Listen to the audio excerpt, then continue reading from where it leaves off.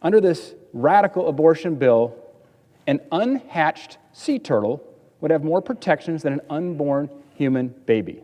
At a minimum, 2,128 unborn babies, probably half or more with a beating heart, have been killed in South Carolina. That is an average of 15 unborn babies a day. What do you think we would do in this General Assembly if 15 school-aged children were gunned down one day? And then the next day, 15 more were gunned down, and the day after that, 15 more school-aged children were gunned down.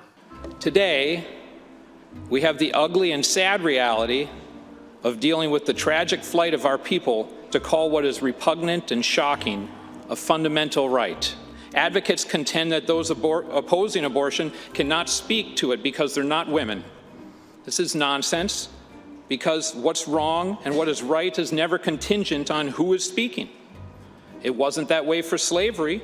Leader Schumer has once again scheduled a vote for tomorrow on the Abortion on Demand Until Birth Act. Now, my distinguished colleague from Connecticut used the words radical and extreme a number of times in his remarks.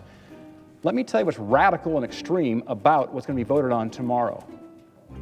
Under this radical abortion bill, an unhatched sea turtle would have more protections than an unborn human baby.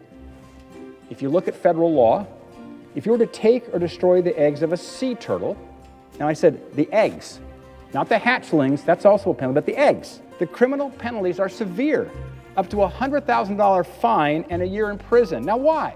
And now we are discussing whether or not to bring a child into the world because it may have a difficult life. We are discussing who will provide for all of these unwanted children. That is a terrifying position for our society to be in. What does that say about our value of life? Based on that argument, it makes more sense, in my opinion, to offer abortion services up until a child is 18 years old. Because until they reach adulthood, we don't know if they're going to be a productive member of society. So based on the argument that we have heard today, we should allow it up until they are adults.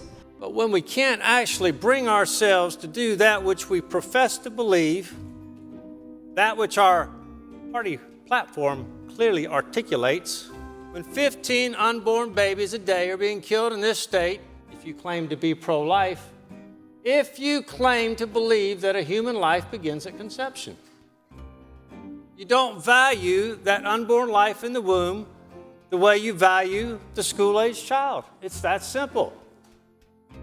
Because if 15 children a day were being gunned down in our schools, we would shut everything down in this state till we figured it out. Slavery was repugnant, whether the master was kind or not, whether the options outside of slavery were good or not. Some claimed, but it's obviously untrue and offensive to suggest it.